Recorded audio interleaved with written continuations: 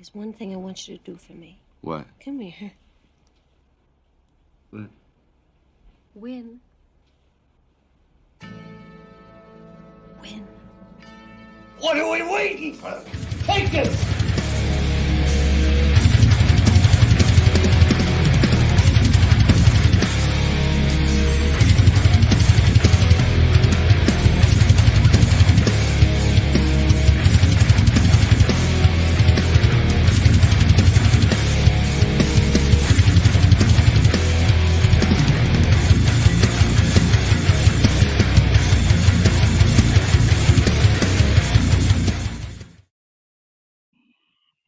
What is up, EOP sports fans? It's Wednesday night. It's 8:30. It's time for EOP. I'm Big Al. And I'm Joe Sheeran. And we have a ton of football to talk about. We have a ton of baseball to talk about, hockey of sorts to talk about at times, and Sixers, of course. So 4 for 4 and more. Of course, we're going to jump right into the Eagles now. They get to join the playoffs. Have been in the background watching, waiting their turn, tagging them in now. Here they come. They're going to be playing the New York Giants again for the third time this year. Joe, let's just, hey, number one, I want to thank our sponsor. Start with PhillySportsTrips.com, Sherry'sTickets.com, Dolan's Bar, David R. Cherry, just amazing sponsors, and we'll get into them in a moment. But Joe, do you have any worries at all coming Saturday? Yeah, of course. I'm not going to go in there into Saturday night and just think that this thing's going to be a cakewalk by any means necessary. First off, it's a division game. Division games are always worrisome. I don't even care if it was the Washington Commanders who snuck in, somehow got to this round, and we were playing them. I would still be worried. Now, with that said, the Giants are a completely different team.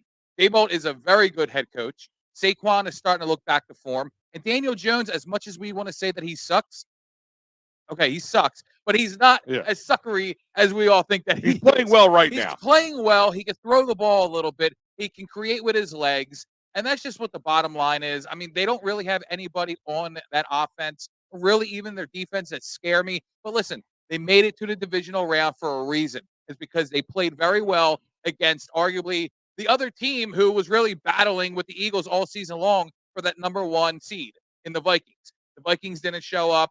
You know, maybe it's because they were playing a little bit into the prime time, and that was the Kirk Cousins curse, I guess you could say. But listen, the Giants, do they scare me? I don't want to go as far as to say that I am afraid of them, but, you know, should we not be? And I said this in my video the other day, you can't sleep on them. Like, this is the playoffs, it's a division. Anything can happen. The Eagles are rested, and you don't want to see them come out and get off to a slow start. You want to see them hit hard, hit fast, take the lead, and the Giants will not be coming back from a 2-score lead. That's just how it's going to go down. But, Al, to answer your question, is anybody really that scared? No, and like you said, the only reason I think at this point there's any worry in anybody is, you know, a little uncertainty in the injury aspect. Now, the good news is Jalen Hurts is totally off the injury card, and I'll throw that up here. Today's was a little more people, but there was a lot of rest on there. And one was Brandon Graham with rest and illness. So hopefully it's nothing. Everybody's got some type of bug going around for the past I agree. I'm just hoping it's nothing like, you know, some stomach bug that rolls over into the weekend. Let's just pray for that part of it. But yes, the big and I want people to understand the significance of this, because, you know, a lot of people go, maybe it's a mind game, maybe it's whatever. You really can't lie about either way, about not putting somebody on or taking somebody off. You got to be fairly honest. You can lose draft picks and stuff over that. So yeah, absolutely. So they can't just take it very lightly. So that I'm not exactly sure, you know, if that makes me feel a lot better, I guess. Like maybe we'll see more mobile Jalen. I think in the beginning they might be a little hold back, like just conservative with him a little bit. But I think once they see what he can do with his legs, and maybe it was like, remember when Carson Wentz would get hit after he came back? Right. You're like that kind of thing. Like I think you might get that a couple times, but after he seems like he bounces back up, it might be less of an issue. But you know, and I heard some good news too, like something that made me feel better. Was from Barrett Brooks. You know, he talked about he talked about having an injury like Lane and saying like it didn't stop him from doing it. You know, it was all about pain management. You know, was he 100%? No, but was he 20%? No. Right. He was like 75% or better, and he was able to do a job. And like we all said, a 75% Lane Johnson in my eyes is better than anything else out in the league right now. You know, and if he and Jalen can play well, I think and play to the best of their abilities and stay healthy. 7.5 points is a good look. I have it right now as an Yeah. 11-point win. I think it's not going to be. People have them in the 30s. I have it like 28-17, hmm and I think that's reasonable because there might be a little bit of a slow start. Maybe they don't get maybe a For little sure. rusty. They haven't been sitting around. But yeah, I'm going like a 28-17 ish like as my early prediction. I do think it's going to be close. Okay. I think at least for the first half, maybe into the second half. Of course, it all depends on how that second half even starts, whether they defer if they win the toss in the beginning, Yeah. or if they want to be aggressive, win the toss and go down there first drive of the game and shove it down their throats. I'm fine with it as well.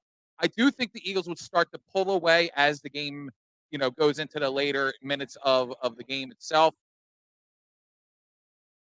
See, again, like you're asking me if I'm scared, and I'm not scared, but I also don't want to be overconfident. Well, there's a difference between being overconfident and scared. Being scared means, oh, they could lose this game. That's Right. scared. That's what scared is. Being overconfident is 47-3. That's overconfident. Yes, you have to play all these factors in. Our team has not played in since the last time they played each other. Right. And they weren't even the team that we played last time. Because that's another thing I kind of point out to people. Like, these are 3 different games But for the Giants. I do and want to Eagles. say that the team that the Giants played in that game was also not the Eagles team that they played in that first meeting as Yeah. well. We've already known, and Nick Sirianni has already come out and really tell us what we all kind of thought after that game in it being vanilla and conservative.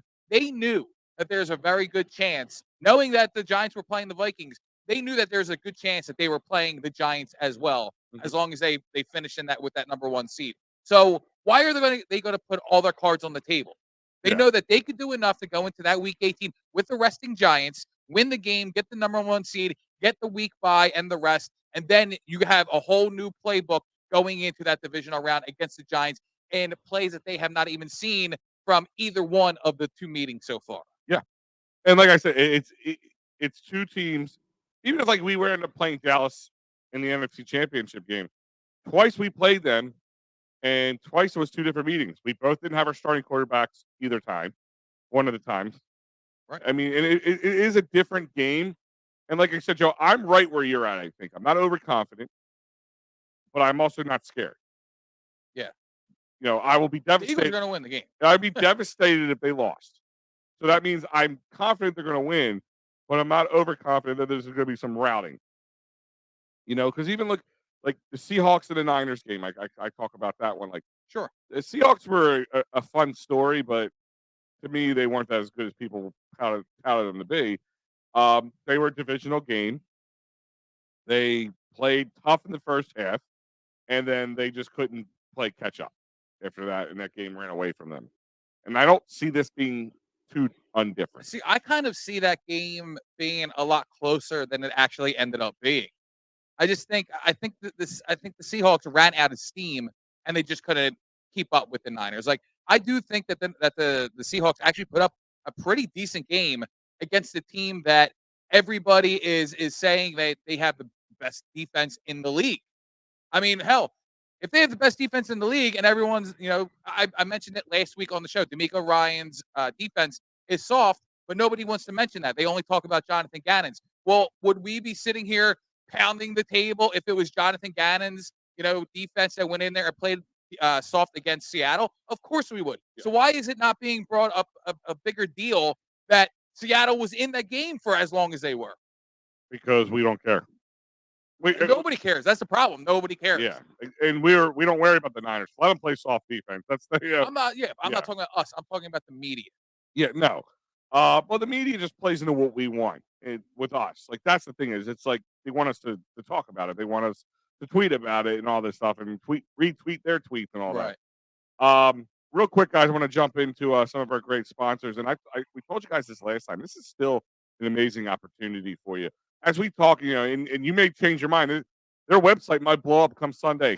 If the Eagles win on Saturday, this is an opportunity for you to possibly go to the Super Bowl and take zero chance in going because you're like, Al, I want to go to the Super Bowl. The Eagles go. I really don't care about if Niners, Giants, or Dallas go. I only want if the Eagles go. Well, you go to PhillySportsTrips.com. It's really simple.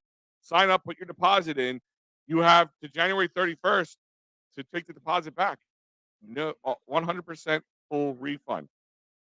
You can't get a better deal anywhere else. And if and to say, oh, I went to the Eagles in the Super Bowl, that would be an amazing opportunity. And I don't know anywhere else you could do that with except for PhillySportsTrips.com. Guys, if you want tickets to this game, it's still available, but you got to go to Sherry'sTickets.com and get them. Prices are coming down too. Yeah, check it out. Go get it. Go look because you're not going to get. Listen, I know we've all been kind of hurt by the other guys. You go out and you're like, oh, I can afford these tickets. You get the tickets, you go to checkout, bang, $200. What? No, not Sherry'sTickets.com. This price you see is the price you get. And you get an additional 10% off by using the promo code EOP10. And don't forget, not just sports, but concerts, theaters, you name it, they got it. Sherry'sTickets.com, family owned and operated since 1946. If you get yourself in some trouble or injured at work, especially in the car accident, personal injury, you call our man, David Archerry at 565-0300. Or go to cherryinjurylaw.com. He is going to fight for your rights to help you get better, help you get through which usually any one of these four things is a tough time in your life. So go to David Archerry at 610-565-0300 or simply cherryinjurylaw.com. Great place to check the game this weekend could be at Dolan's Bar in Ridley Park, 24 East Sellers Avenue. Great food, memorabilia, great drinks. Cheesesteaks, wing cheesesteaks, by the way, are amazing. If you want a little bit more information, follow them on social media at Dolan's Bar. Go to dolansbar.com. If you want to hang out with us during the game, we got a pregame and a postgame coming up live from Kelly's Corner Bar, 400 Powhatan Avenue in Leicester, PA, 19029 if you're popping in the old GPS. Right off 95, real easy to get to. And by the way, because I'll be putting this out today or probably tomorrow, but I just talked to Kelly or Erin at the bar, and they're telling me they will have $8 wings. I think orders of wings, not individual. $5 burgers, $3 bottles of Coors Light, Miller Lite, and Bud Light. So great drink specials, great food specials. Be there, hang out with us. We'll have the pre and the post game. We'll react with you along the way. Check it out. And don't forget, guys, the entire lineup here at EOP Sports continually growing, looking awesome. I can sit here and read it to you, but you can just check it out in your own free time and leisure there. So, Joe, let me ask you this question. Right? Game plan wise, are you worried about any game planning, either offensively or defensively? I mean, again, Al, loaded questions tonight. Here we are. Because it's funny, because here we are, Steichen, Gannon, both, head coach interviewees. And here I am talking about, I hope Steichen starts to run the ball a little bit more and be more conservative that way and not or take the ball out of Jalen Hurts' hands a little bit more. Basically to become more balanced. I mean, This is going to be a game of inches, literally. And if it comes down to, it getting down to 3rd and 4 or 4th and 3, that you have either the quarterback sneak or Miles Sanders who can bust through the gut and get those needed yards. So I think Steichen should be a little bit more balanced in his play calling. And Jonathan Gannon, be more aggressive, rush, play your DBs up on the line, 5 yards off, need be, whatever. Get a little bit physical. More press. Stop playing. Stop playing soft. Play aggressive. And I think we still have to see who the hell's playing. Like if Avonte Maddox can come back, I don't think he probably won't, but that'd be fantastic. But here's my thing: is he wasn't around for the entire Cowboys game. I mean, he got hurt pretty early into that one. Um, Sure. and what happened when we pressed? They couldn't throw. They couldn't connect. Yeah. And when we didn't, we played this soft zone offense or defense. They just ran in between the numbers and threw over their heads or between the two defenders. Sure. And listen, And again, they I could know what dump I their saw way. the other night in the Vikings game. And Daniel Jones, he was slinging the ball around a bit. I mean, there was a lot of times where their wide receivers were just wide open. Yeah. And they need to take that footage and they need to come up with a scheme that will take that element out of the game. What I don't understand with that is why don't you start off there and stay with it Sure. if it works? If it doesn't work, you change it up. Yeah. Perfect. Make changes. That's all. Perfect. And they did that. They did that. They didn't do it in the Cowboys game enough. Sure. They didn't go back. But when they played the Saints, the defense, what they do? They're getting picked apart in the zone. They went press man coverage, and then they couldn't score on us if they wanted to. Not even field goals.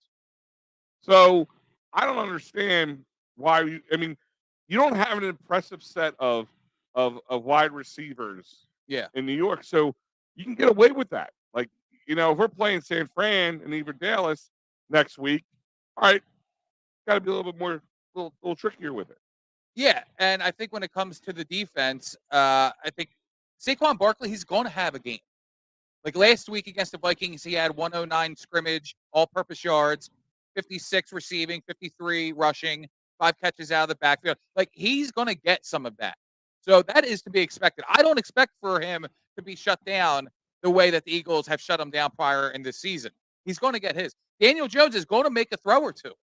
But they have to, like what you're saying is start the game off and stick to being aggressive. And if you have to adjust, go into the locker room halfway, halftime, and make the adjustments like you normally do. It seems like the Eagles play soft, come and play slow, have to go into the locker room, make the adjustments, and then they come out firing. Or I know that they had the record of like the second quarter points and all that. First quarter, they start slow, and then they make adjustments in that time frame, and then they come out and they play well in the second.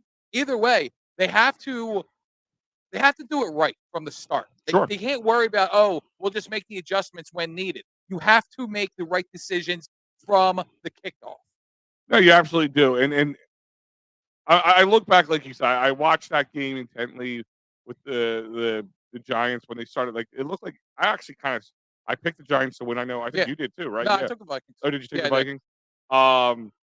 But I don't think anybody was surprised in that game. No, not at all. I mean, we all know. And here's the thing: is like I don't like Kirk Cousins, but he still had a 112.9 rating. But what happened? It was the one moment that can make a 112.9 rating BS when you need 8 yards and you throw 3 yards. Yeah. And I go back to myself, and he threw it at his feet. And I'm like, is that why I get upset about Kirk Cousins? Because it reminds me of like a poor man's version of Donovan McNabb, like the way that kind of stuff happened. But like, you got Justin Jefferson on your team. I mean, Hawkinson was on fire, 129 yards. He had a great game. He's a great tight end.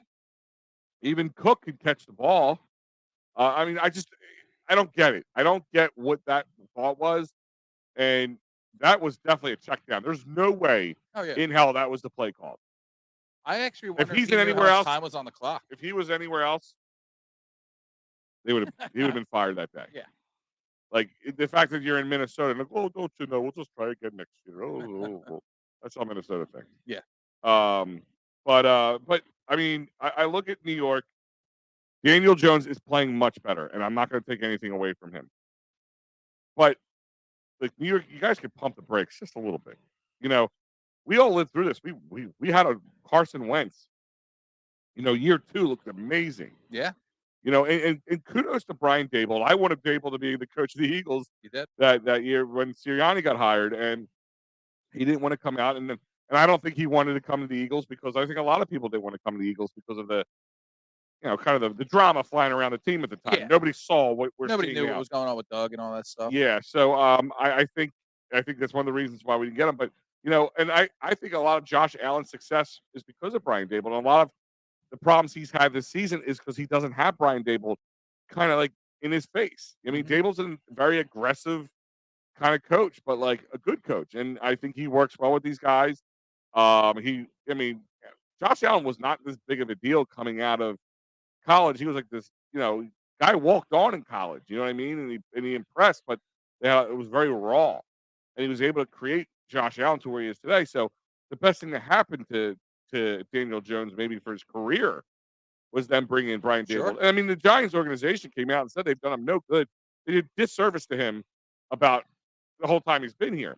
And I've said that to you in the past, Joe. I mean, how many times do you think guys who could have been, never been, just because they got in bed, like how many like Cleveland Browns picking top 5 and picking some big time quarterback who could have been good if they went somewhere else? God only knows. And let's see, Steven's chiming in here. We have yet to play the real Giants yet. Oh, come on. Come on. Well, listen. All right, I don't. Let me ask you this much. Why weren't they the real Giants in the first game that we played and we beat them, 48-22 or whatever it was? Steve, I'm going to ask you this question. Are you saying to us that we haven't And it was on the road. Let me put it that it was in Jersey that game. But my question is he asking the fact that we have not played the Giants full force as well as they've been playing lately? Like the current, really much better Giant. Because this team is better than what we saw in New York that time. Well, hold on. We played them week 14. It's not like we played on week 3 and then week 18. Sure. We played on week 14, week 18, 3 games in between themselves. Sure. You're right. It's not a night and day type of thing here. But Dable is more of an indictment of how much of a meathead Pat Shermer, Joe Judge, and McDuffie's was. I don't even know. McAdoo. Oh, McAdoofus. Oh, okay. Got it. Where coaching means more the parity. Yes, you're absolutely right. Giants were missing key trench players and key secondary players. They were, and the Eagles weren't. But here's my thing is, and I wonder if he's leading to what we talked about earlier today, Joe, with Dexter Lawrence, kind of poo-pooing. Dexter Lawrence is one of the best nose guards in the league. Sure, out there. Jason Kelsey's older and smaller and da da da da. Every nose guard has gone up against him has not gotten past. No.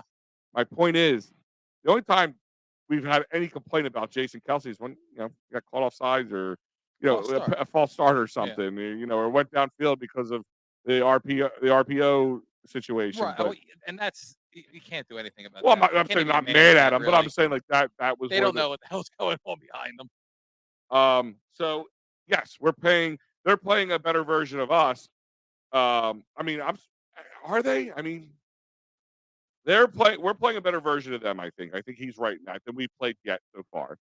But I don't think Dexter Lawrence and company make them that much higher. Like they have, yes. Thibodeau's pretty good. I won't say that. But he was there. Right, of course. But can't we say that the Giants also aren't playing the Jalen Hurts that they just played 2 weeks ago either?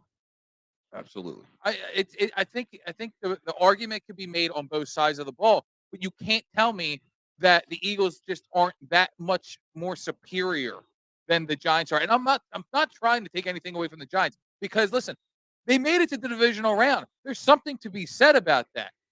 But there's also something to be said about the number 1 seed Philadelphia Eagles that dominated the league until some unfortunate key players got injured. And now everybody's starting to get fully healthy at the right time. Like, I agree that we're seeing a different Giants team. But they can't say that they're seeing the same Eagles team that they saw in Week 18 either. Yeah. Maurice is saying, shut the run game down, which the Eagles have done. I mean, let's be honest. Saquon Barkley's been playing much better lately, but not against the Eagles. Establish a steady run game offensively, attack downfield, and throw to the running backs. My God.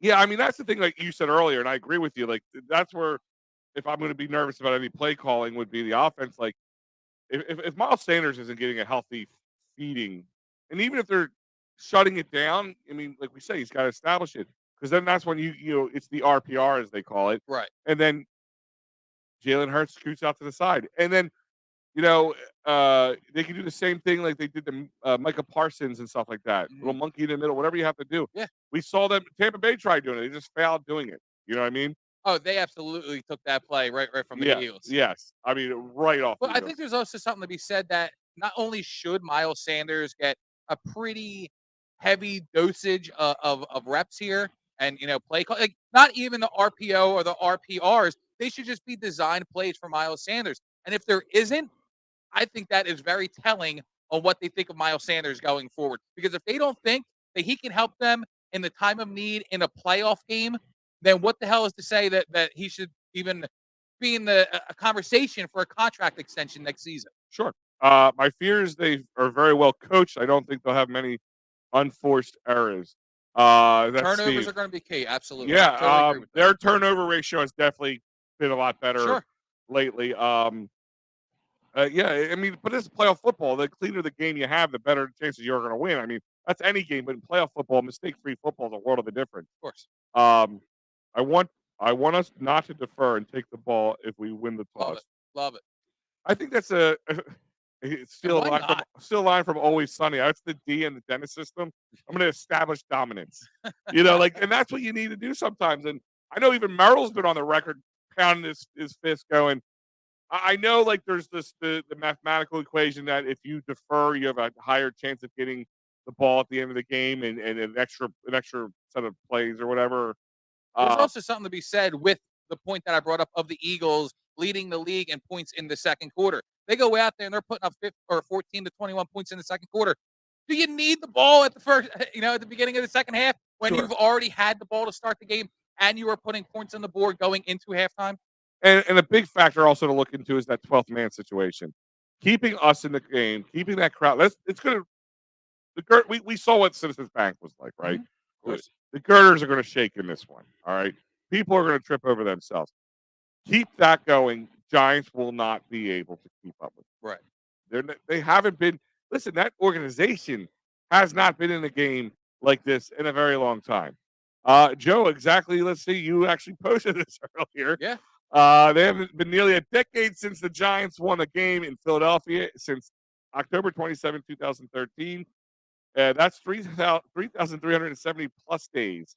That's So, how many days it is today. Obviously, it won't be that in a couple of days. yes, but that is, I mean, that says something. But a lot of the comments on it are like, "Oh, go G-men. Oh, that means they're due." Well, weren't they due back in 2014 and 15 as well? Well, So, and it's also been that, almost 10 years. You can't say that you're due after 9 years. yeah, like you can say that about anything. Absolutely. Like, I mean, if your team's lacking in something, well, then that means they're due. You know what I mean? Maurice, couldn't agree more. Murray says at any point, any team, it doesn't make running doesn't make running the football a priority is going to lose. Rushing yardage, rushing TDs, and defense win. And by the way, we are seeing some new names up there, so make sure you hit that subscribe button. Yeah, guys, absolutely. Just if it's something different for those who are joining in, I know because some people are like, oh, where's some of the other names? We're exclusively on YouTube tonight, trying some new things out here at EOP. Um, And Steve's back and says, reason is I don't want another passive cannon drive one. I agree with you. I'm not saying points on the board would be key. Yeah. 3 to 7, I'd be happy with. I would like the 7, of course, but the most important is not going 3 and out. That is most important, but also on the other side of that is, I mean, just for instance, the Saints game. Saints put up what? That long drive in the first series of the game, and it kind of felt like it took the wind out of the sails. Yeah. So, I mean, if you're ultimately going to have the Giants come up and then put together a pretty good, opening drive, even if it's just for 3 points, like then you're also not only playing from behind already, but you're like, all right, crap. Like, is this going to be what we've seen the past few Yeah. weeks? Yeah. Are you going to take up 9 minutes the first quarter? Right. And be down a 3 to 7 points.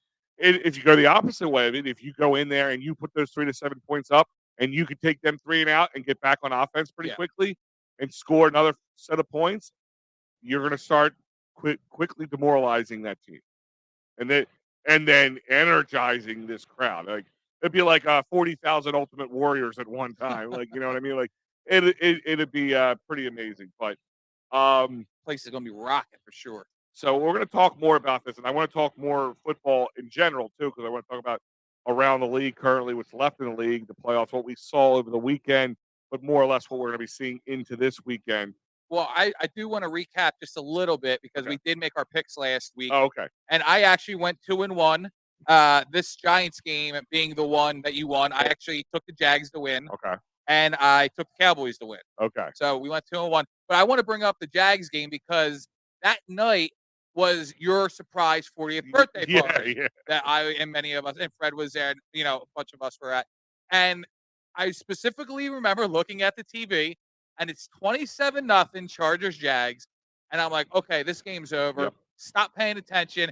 It gets around to the time that the party, we all go our separate ways. You guys Yeah. went to Dolan's. I went home with my wife. Yep. And I put the game on just to see what the hell it was. And to my disbelief, it was 28-27 Jaguars. Yeah. I was at Dolan's at that point, Couldn't believe it. and the people were going nuts because of Dougie P pulled it off.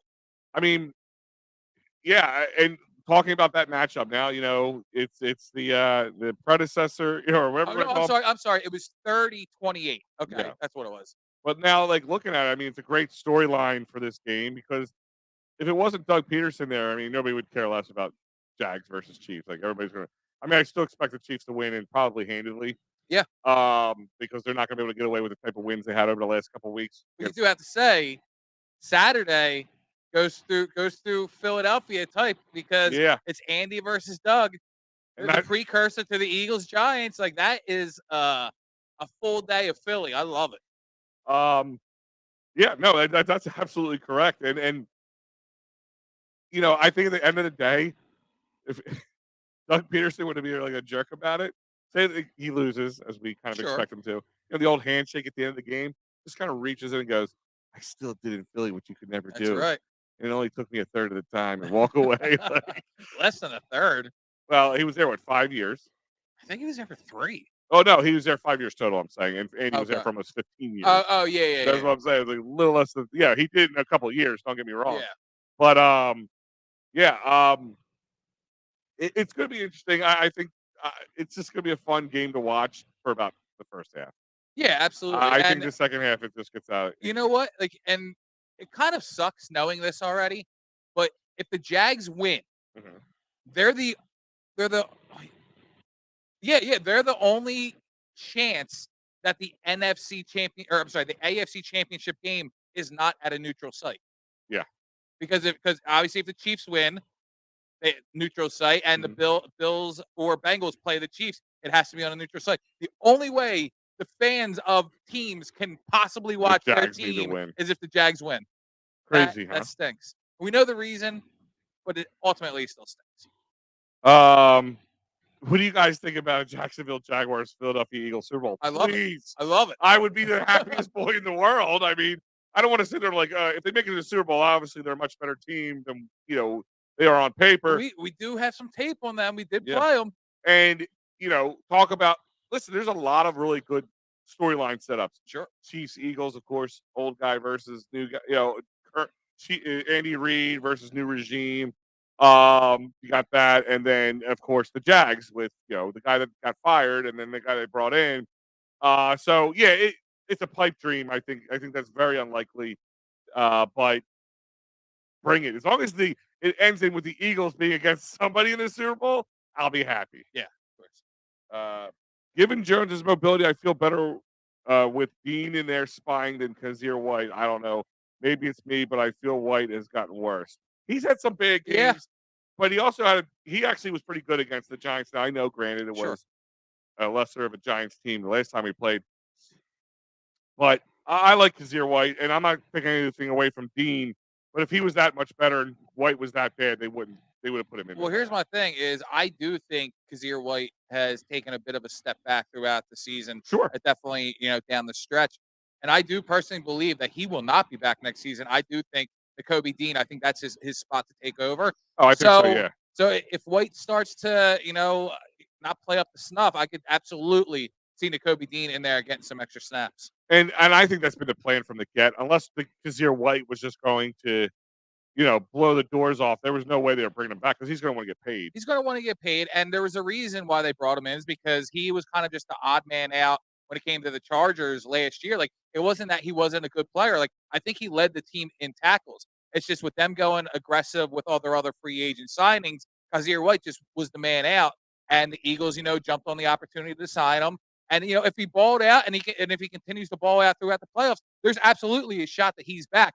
But with another 13 or 14 priorities when it comes to the free agency, and they already have Nakobe Dean here on a rookie contract for peanuts, I do unfortunately think that Kazir White, this may be his last run in Midnight Green. Yeah, I mean, there's gonna be a couple guys. You're gonna have to make decisions on Bradbury, on Gardner, Gardner Johnson, Yeah, CJ. There's gonna be a lot of guys, and I think this is what would you say your top 3 priority is when it comes to re-signing? Yeah, I had a theory, and this might be a little crazy, and I was going to save it for another show and one of our standalone videos. Sure. But does Darius Slay become the odd man out? And hear me out on this for a second. Sure. And I mean, Darius Slay could be the key factor going down. He's had a kind of a little bit of a drop off too over the last few weeks. But I mean, even if they win the Super Bowl, especially at Dallas game, they got a lot of re-signs to do, a lot of money they got to move around, especially with the whole Jalen Hurts contract coming up. Do they kind of trade Darius Slay away? See, I think Slay is the one I'm not worried about because regardless, I think he would take another restructure pay cut if it means keeping Bradbury around. Like, I put a lot of thought into this, and my top 3 all defense. I'm sorry, Miles, but it's Bradbury, it's TJ Edwards, and it's CJ Gardner Johnson. And I'm almost to the point where, because they have that top 10 pick, like if they get Joey Porter Jr. from Penn State to replace Bradbury, like I'm okay with that as long as they re-sign TJ Edwards. This guy is awesome. Mm-hmm. He is awesome. I've loved this kid since he was an undrafted free agent. I thought he was the top signing back in that draft class when Howie went through with the undrafted. And he, every single season, has just gotten better and better and better. And he, for the life of me, don't know why he's not all pro this season, because that's how well he went out and played this season. So if he's not number 1 on my top priority free agent, he's definitely number 2 under James Bradbury. Okay. Yeah, I mean, I think you keep one of them. It just depends on whoever you can afford. I mean, well, TJ Edwards is going to be less money than. Oh no, I'm sorry. I'm so. sorry. Not that. I'm talking about CJ and Bradbury. I think, like I told you, my theory on Edwards. I think if Gannon goes, he goes with him. Unless the Eagles, because I don't think the Eagles will be willing to pay him. I think somebody else will just pay a little bit more. If they win a Super Bowl, especially, they'll pay him a little bit more and he'll move on. Who's that? Edwards. Yeah, I don't know, man. I don't know. Like maybe this is just me, but I also look at like loyalty, and I think like, all right, well, TJ, listen, you're going to make your money, but I think there's a little bit of loyalty when it comes to like, all right, Howie took the chance on me. I think Howie learned about the whole loyalty situation. I get it, but like, I really Cox. Wish. Well, of course, that's what I'm saying. Like, I think if he's the new Howie, though he made all these changes, and he's not going to make the same mistakes in the past. That was a mistake they used to make. They used to sign guys to big contracts and get stuck with them. If it's time just to move on, and like I said, there's going to be a lot of balancing out, especially once we find out whatever Jalen Hurts is going to get paid. I think the biggest thing that keeps Howie overpaying for Bradbury to keep him here is he knows that he's going to get a large contract, and that 3rd round comp pick is going to look pretty juicy to him. Maurice is saying Johnson must stay. Bradbury also. I actually let Maddox and Slay walk. Well, Maddox is he still under contract? I believe, I think he had an extension a year or two ago. And Slay's got at least another 2 years left. He is. But he's also older too. So I mean, maybe they do. CJ's a must to me. Absolutely. I think he's 24 years old. Like, he could be the future at that safety position. And his injury was a freak thing this year. It was a freak thing, and when he got injured, he was leading the team and the league with 6 interceptions. So from day one, him coming in here, he balled out. So he's an absolute must sign to me as well. I just know Bradbury is going to be the sexy name out there in the free agency class. He's going to get paid a lot of money. In fact, you may be able to re-sign Edwards and CJ Gardner Johnson for the same price that you would sign James Bradbury. Maybe. Yeah, you make a good point. I mean, I don't know. CJ, he wants to get paid. That was one of the reasons with the Saints he had. True. One of the problems. So it all depends. TJ Edwards is benefiting from a stout D line. I prefer someone with more speed. but it depends on who's on the DL next season. It's all connected, and that's another But thing. hold on, the stout D line, we're going to have a stout D line for years and years to come. So why wouldn't he benefit from that every Well, single season?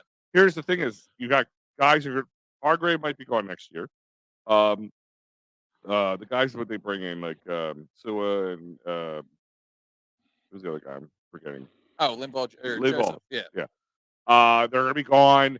Fletcher Cox. But they came in because of injuries. But- But our I'm saying, Eagle- but the Eagles had the number one defense long before they signed Sue and Linval Joseph. yeah, we got an old aging Fletcher Cox, so he'll. Oh, I think he's gone. I think he's gone. So who's your main point? You got Josh Sweat. Yes. I think Um, BJ will be back for a season. who? BJ, Brandon Graham, Okay, so but he's on the older end of things. sure. Hassan, even though he's a Of course. linebacker, but he's pretty much an edge rusher at this He's point. playing off the edge, yeah. And who else is on the front line right now? Oh, and Jordan Davis. Jordan Davis, But that's it. Like Milton Williams. Yeah, but you think Bill Williams becomes a I think he's played pretty. I don't think he's going to take the reps and rotation spots from say a Fletcher Cox or Hargrave. Like he's not going to get those type of playing minutes. But he's absolutely serviceable to put in there as a rotation piece. And let's not forget, the Eagles do have 2 first-round picks this coming draft. So there's much they can do. Like they don't have to pick at 10. They can trade back and pick at 15 and get a stacked edge rush position this coming draft. Like there's a lot of different avenues they can go. But sure. No, and I hate talking about this right now. I know. The Wednesday before a Saturday divisional game. Yeah. So All right, let's we can move move on for a on. second because Joe, we have a bit of a Phillies point. Phillies now at this point, but a little quiet. Yeah. And we'll Uh, come back to the Eagles. we'll so come back hang with to, us. we're gonna come back to the Eagles. Hang out with us. Oh, real quick, Sean said, "What's up, Sean? Bradbury gone. C.J. Gardner Johnson stays. Kazir White goes. T.J. Edwards stays. I can see that. That's very plausible, Sean. But so this isn't really a Phillies point, but could be. Sure. So kind of a controversial thing, but we don't mind. We don't shy from it. Trevor Bauer was released by the Dodgers. Yes. He was suspended for a long time. Yeah. Wow. Yeah, I'll get It's you. all season. Yeah. I'll get you exact All last details. season. Yeah, all last season. And the reason is because of no criminal charges were filed. Right. He said it was consensual rough sex, but it was considered a sexual assault with what they called violent overtone. And listen, we know how this goes. Like, people have proclivities. Mhm. And there's nothing wrong with rough sex if it's consensual. But I but don't know if that's the point I was trying to make. no, I'm just saying people like Ah, proclivity can mean they I like know. rough sex. That's their thing. And if 2 partners like rough sex, then that's so be it. And being a baseball player, people might take a chance on hurting them. You know what I mean? But I'm not going to sit here and call her a liar, him a liar. But my point is, he is now on the market, and that means at 32 years old, he had missed a whole year. So he probably had, he has a good, well-established pitcher. So the question is, Joe, would you be willing? I'm going to check the voting on it too while you're answering. Yeah. He put a poll out. Would you be willing to take a flyer on him, knowing the baggage that would come along with it? Would I do it? I don't think that I would. Okay. But hear me out. I'm hearing you. I think that Philadelphia has, for a long time, been a place where second chances overall are very much given. We've seen it, Mike Vick. We've seen it across basically all 4 sports when it comes to Philadelphia athletes. You're gonna be surprised with this. By the way. Okay. Go ahead. Mike Vick. It was different because it was pets. He went to jail. He served his time. Herrera, Familia, like the Phillies have already had some guys on this team with questionable backgrounds, and maybe it's not to the degree of rough sex. I guess you can say it's more of the domestic type of violence. Yeah. Violence, and I don't even know. I don't know too much the ins Yeah, and I outs on don't. it. Yeah, exactly. So I don't want to dive too much into that, but I can see the Phillies doing it. I really can. And here's the thing: is why the Phillies weren't bastardized because of Herrera or Familia? Because they weren't playing well. No. So nobody cared. They were just get them off the team. We don't like them. But if they were playing great, they would have been forgiven. And again, much like Michael Vick, Yeah. of course, a different thing. Well, Familia But happened before he got here. Herrera happened while it was here. Right. Well, of course, but that makes it even more worse that with Familia being signed here, knowing that also happened before his tenure with the Phillies. I don't think I would do it. I don't think I would be comfortable with it. But I can't sit here and say on this very day that if they sign him and he comes out and he plays very well and they make a playoff World Series run, I can't sit here and say that I'm going to say, oh, I'm going to boycott the Phillies. Oh, I'm not going to root for Trevor Bauer at some point. I can't honestly say that. But right now on this day, would I say I would do it? No, I wouldn't. But I honestly could see the Phillies doing this, and I could see him winning over the crowd if he is out there playing well. And that's just it's a shitty thing. Sorry, it's a crappy thing, but it's reality. If the guy is good and he is winning, people will forgive, and that's just how it is. All right. So right now, if you guys go to Edge of Philly Sports on Facebook, also hit the follow button. Right now, Joe put a poll out about an hour ago. Yeah, it wasn't long ago. A few hundred people have already Okay. chimed in, and right now it's yes, please. The options were yes, please, and no way. Yeah. But yes, please at 51%.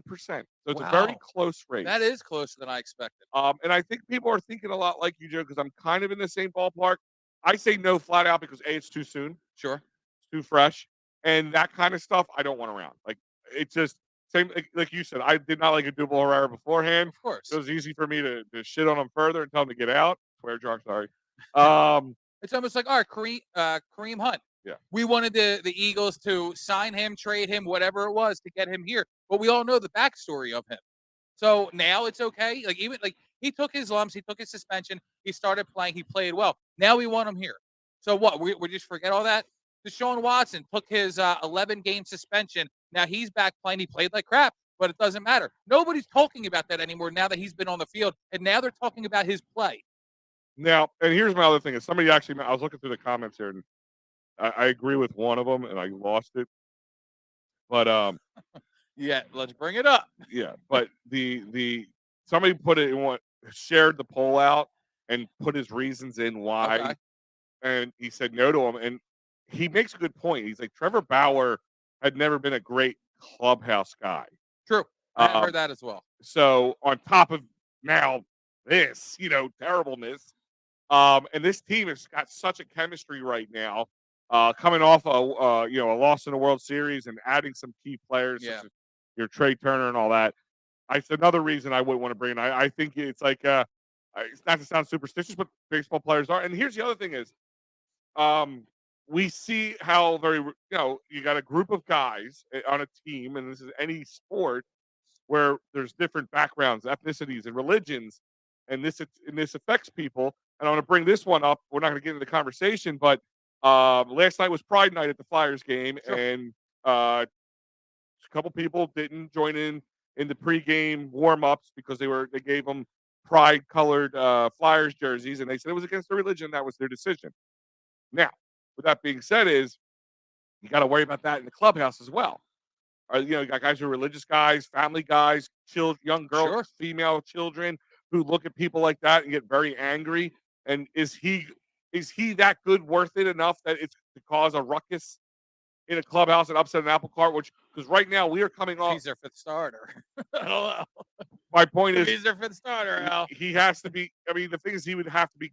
Listen, winning solves a lot of problems for some people, Right. But it could cause a ruckus in the beginning, and that's my point. Is like it will absolutely. Would Trevor Bauer be worth it for what could be the S storm to follow? Let me put it this way: I have season tickets to the upcoming Philly season. I'm not handing them back in. I'm still going to the games. If I'm there when he's pitching, I'm going to watch him pitch. Like, am I going to sit here and cry about it? No, I'm not. Will people out there cry about it for a week or two after the signing? Yes, absolutely. But the moment he's out there on that field and he is playing well, everybody seems to forget all the dark sides of things. Listen, we saw that, and this is a lot different, though. Get him for $700,000, even more of a reason to sign. Well, and I'm not. This is apples. If I'm being honest, this is apples and oranges. What I'm about to say here, but Michael Vick, a guy who people didn't want to come in here. People love animals more than humans, I think. Remember we were picking a charity one time? I said, we pick a dog charity. People seem to like dogs more than human beings. But people were picketing, protesting when Michael Vick came to the Eagles after he served his time and Oh, yeah. everything, but when they started winning on his back, the picketers and protesters started to dwindle to nothing pretty quickly. Oh, 100%. But this is a lot different. This is something like could really affect players. And don't forget, Bryce Harper, very religious guy. True. And his religion is very against a lot of these type. Not that there should be a religion that's for this. Don't get me Right, wrong. yeah. But my point is, like, I think, yeah, I did see it in the comments too. They were like, "Well, what does Bryce say?" Because Yeah. that's ultimately really what it comes down to. yeah, And you know what? It's funny because I want to take this Phillies conversation a little bit to the right side of things. Mhm. I was in the car earlier with my father-in-law. We're driving around and we're talking about the Phillies, and like I just say to him, I go, I can't believe that the signing of Trey Turner hasn't been glorified as much as it should be. Like for whatever reason, and I don't know if it's because of the Phillies just they had team mind. Yeah, yeah. I don't know if it's because the Phillies went on this great playoff run. They were in the World Series. It came so close to getting another championship. But after that, I mean, it was what within a month after that, maybe a little longer, maybe a little less. The word of Trey Turner comes out and that signing, and we were talking about that, for all last season, Yeah. saying the number one priority of the offseason to winter meetings is going to be Trey Turner, and then it comes down, and I just feel like it blew up a little bit, and then the smoke dissipated and now everyone forgets that he's on the team. Am I the only one? Like, do you feel like Trey Turner? Like, do you think he got the big congratulations, Dom? Congratulations on that. Do you think that it was handled correctly? how else would you have handled it? A parade. Yeah. Well, hold on. Like he's Do you the wanna number celebrate it? one. And it's not like we're not saying he's the Phillies' number one priority in the signings. It was the league's. Every single team wanted this guy. There was 4 elite shortstops out there. Trey Turner was undoubtedly peak number one, and the Phillies come out with him on a very team-friendly deal. He's a Philly for the rest of his career. And You're not. I feel You're like preaching to the choir, and bro. I feel like it hasn't been glorified enough. Let's see. Steven's saying I have 4 Dodger fan friends. They hate Turner. He came up small in the playoffs. Can't forgive him. I hope it doesn't happen here, or we will eat him alive. Unless he wins. I agree. Yeah, Eat him yeah. alive. Well, but that unless he would go with wins. anybody. If Bryce Harper came up, like that was a worry with Bryce Harper with me. Like when he got here, we all assumed Bryce Harper right away. Bryce Harper, we're gonna go to the playoffs. Like World Series bound in a year or 2 tops. That didn't happen, 3 years. huh? 3 years. I mean, Bryce has been what 4 years now. yeah, but one of those years was a World Series run. Yeah, but that was straight through. We got lucky on that. That could have been like, one and done, and then we had to move on. The year before that, they only had to win one more game to make the playoffs. Well, let's see. They were inching their way to what we saw. So he had two. And now winning is the new norm. So hold on. I'm changing that. I'm taking that back. It's the new norm. He had 2 seasons with Girardi. no Well, no, coconut oil. Kapler. Girardi just the 1 and a half. Right, yeah. Yeah, okay. So yeah, you're right. 4 years. I feel like it's been 5. I don't know why. But my point is, if we made the playoffs and Bryce Harper did kind of start off quietly, and he was that bad, that's always a worry when you bring in a superstar. Of course. But Trey Turner's not the superstar on the team here. He's a superstar. He is to start it. He is a Bryce Harper's on the bench. He is to start the season. Sure, but I'm saying but also I don't think people are looking at it as Bryce Harper's fill-in. No, not at all. I mean, you still got. We're hoping that Mickey Bat steps up because he should be in all sense be the Bryce Harper fill-in. Absolutely. Kyle Schwarber, moving him to a better. I know you want him to stay in the leadoff. I'm saying keep him lead off. I'll disagree with you, but we'll see how that goes. I just think a guy with that kind of power, and you got a guy like Trey Turner now, makes zero sense to put it any other which way. Yeah, but think of it this way. Yeah. He leads off and he has 46 jacks on that's 46 games you're starting with a 1-0 lead. I'm not disagreeing with you, but what about he had 46 jacks with a guy on a base or 2 more, and there's jacks. That's fair too. Where does the ribbies start that up? Because that's the most important. No, hey, you got a point. That's my only point to it. Yeah. That's the only reason I say I don't want him in the leadoff. Right. Because I want somebody on base. Now you got Trey Turner who has a high on base percentage. Sure. You got Bryce Harper when he's healthy has a high on base percentage. You got JT. He'll still throw Reese Hoskins in the number 2 spot for whatever reason.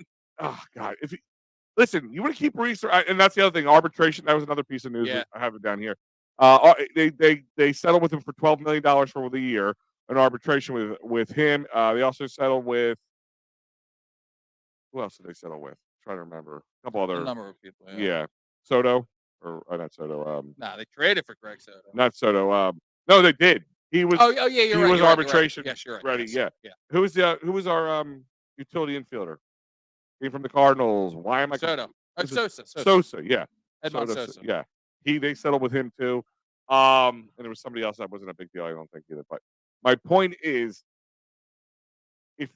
I don't see why they don't put. If you want to keep him there, and we have to deal with his defense, fine. But just keep him in the 6th spot, 5 maybe, but 6th spot that would be Not perfect. fine. I think he's. I think you take the heat off of him, and he will produce There's better. no reason for them not to put him closer to the bottom of the lineup now. I Absolutely no told you reason. what my lineup is. Trey Turner 1.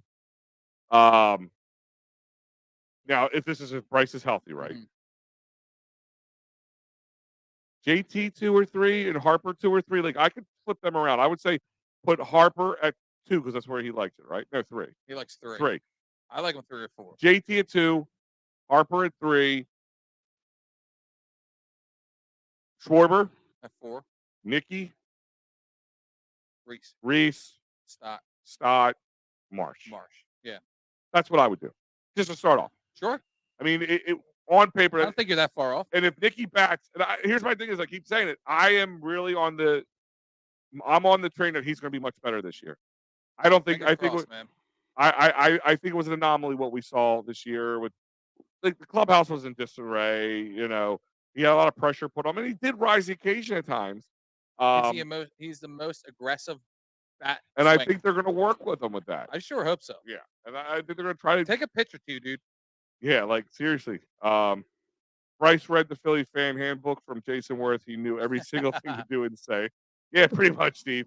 The Phillies stepped their pitching up. They probably make it back into the World Series. I Their agree with bullpen you. Looks on paper awesome.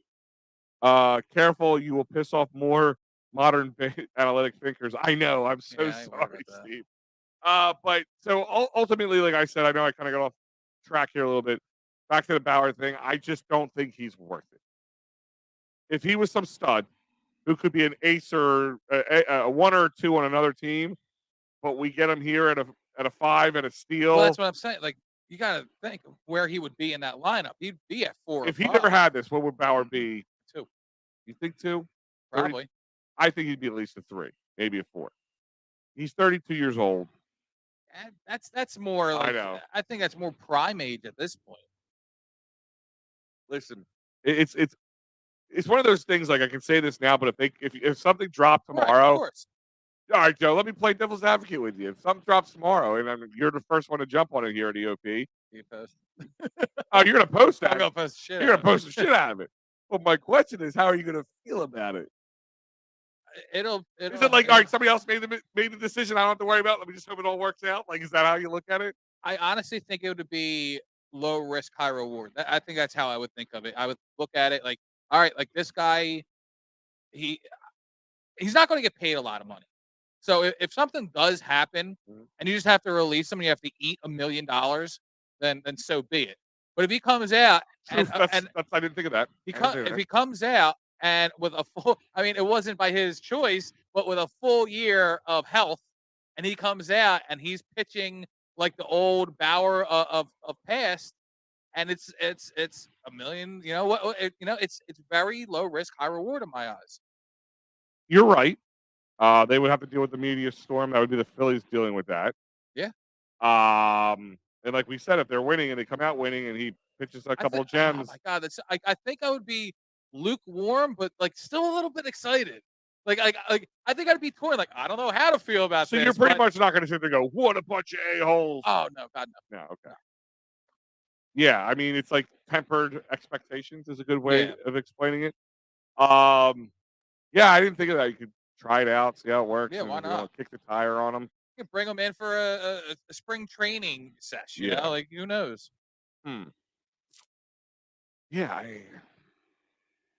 yeah. I mean, maybe there'll be a little internal giddiness because if he plays well, I mean, inside I might be saying, World Series. Yeah. But like my heart and my head and my respect for women is like, I don't know about this one. Now, does the fact that he had no criminal charges Yeah, I play mean, a huge factor I in think this? that plays volumes because a majority of this time, I mean, there are false allegations. Oh, that You know, and that's why I said there's a problem with these things. Like when he was you never charged with anything, like, no that proof. was what I was talking about, the proclivities thing. Like Yeah, if his proclivity is to have more of a rougher sex, without right. hurting Yeah, somebody, and people like that take advantage of things. At times, maybe she wanted to marry him, and he said no. He goes, well, I'm gonna say you hurt me. sure. You assaulted me. Or maybe he, or maybe he just assumed that he can get whatever he wants, and he was a jerk about it. I don't know. And You know what? We should probably change yeah, the you're right. subject because I don't need any female listening saying, "Oh, well, there we go. The woman's not being believed again." Yeah, So let's you're move right. on. You're right. Good call, Joe. Maybe we'll edit this part out. Yeah. Oh well. By the way, Joe, you posted this one too. Yeah. 100 plus mile per hour pitches by left-handed pitchers in the 2022 regular season. Jose Alvarado had 207. That's insane. The number 2 guy now, a Philly, has 71. Yeah. And then behind him is Chapman at 58, and the other guys are 4-1-1. The fact that top 5 or 6 or whatever, Yeah. 4-1-1 is kind And of Carlos Rodon, I mean, he was the hot pitcher out on the market this year too. yeah, that's pretty crazy. Yeah. Oh man, and the top 3 are closers. I'm trying to remember where Shane McCallahan at. Oh, I can't. But yeah, so I mean, and like I said earlier, I the don't act like I ever knew where he played either. the arbitration is $12 million for the year, just for this year, of course. You're not sure how arbitration works, but I mean, it's like somebody asked me how I feel about that. I said, I don't know. He's so in between. He's so streaky. It's like, Yeah. If everybody's healthy, is he playing DH at that point? True. And I actually thought and he was then going to get more than that. I thought he was going to be right around 15. But I mean, listen, it's a pretty team-friendly deal. I mean, it's only for a year. I know he's a defensive liability, but everybody's argument is where are you going to get 30 home runs and 80 to 90 RBIs to replace Reese Hoskins? And I totally do get that. Yeah. So I mean, and I like Reese. I like Reese I always too. say Yeah, this. I feel like do I always like. have to preface this. I really Right. do like Reese. He is a like, very, very large part of what the Phillies did in the playoffs last season. So um, I am happy that he's back. he was a large part, but if Just- it wasn't just for get the better other at Phillies defense. keeping the team going, he wouldn't have had a chance to be a large True. part. He was just the playoffs were a microcosm of what he is. Nothing, nothing, nothing, nothing. Boom. Right. And then he's hitting home runs like crazy, like they're like like the Oprah of home runs over here. You get a home run, and you get a home run. And then his wife's buying everybody beers, and she's hot. You're like, Yeah. Yeah. I kept forgetting to go down to that section to try and get a beer. Every time I was there, I forgot to go down. Was the arbitrator looking at fielding highlights? Obviously not. Well, maybe that's why it's not 15. Well, It's yeah, only maybe 12. that is a little. Maybe Why it's that's a little why I bit got the lower. 12. They're like, you know, you don't deserve that extra 3. So another question I got to ask you, Joe. How excited are you that the Flyers are winning right now? I don't know, man. I mean, I get the whole tank hard for Bedard. I get it. But ultimately, I do want to see the Flyers play well, play good, improve. I don't, in fact, if they got Connor Bedard, it's not like he would be coming in instantly and we would turn into this No. contender. No. You know what I mean? Like, But it it could be like a Bryce Harper that comes in and plays Sure, well. Sure, He's but the kind of guy that can hit the ice and start playing, but it's also a lot different though. They don't have the money to sign all these big Well, superstars they'll get money. just because they got a generational talent in there. Like it's a very, very small and strict type of cap that they have. Well, they And- also and lose the some of their Flyers guys. have no idea how to work the numbers. Yeah. So I have no faith in that as well. So even if it is a Bedard or one of the 3 or 4 or 5, whatever quote unquote generational talents that are coming out in the NHL draft, I don't even know how soon that would impact the Flyers. So if they're improving now and they're making the needed moves, I honestly do think that this team is playing differently because of him. I think I'll it's agree with that. because he's more aggressive and he's getting top skill, top lines out of these guys And I do like watching. It's getting me more involved in watching and wanting to watch the Well, I Flyers. mean, look at If I knew that they were tanking, I wouldn't care about watching the Flyers. true. I am now watching the standings more often. I'm watching the box score. I'm watching the full games when I get a chance. Am I okay with them winning? I am to a point, but I also understand you need that superstar. So yeah, you're right. It's fun to watch them again a little bit. I mean, and I agree with the Torch situation. I mean, look at you bench Hayes, and Yeah, now he's coming off send a some of his message. best games. He's on the All Star game, and then he had his first career Howdy last night. I mean, it's 5-2 to Ducks, right? 6-5, not 5-2. Yeah. You're right, 5. I should know. I wrote that article. And we actually had some Phillies in the crowd last night Yep, too. Brandon Marsh. Topper, Guthrie, and Brandon Marsh. I slamming kind of back like. I'm like. I beers. love how Brandon Marsh was on there, but they didn't. And maybe I can understand. Maybe Guthrie didn't make Yeah, something, yeah. but Topper The did. Topper didn't even make it. I was And like, you know what's funny? If you watch the clip, you hear the overall music that's playing, and it's "Fly Eagles Fly."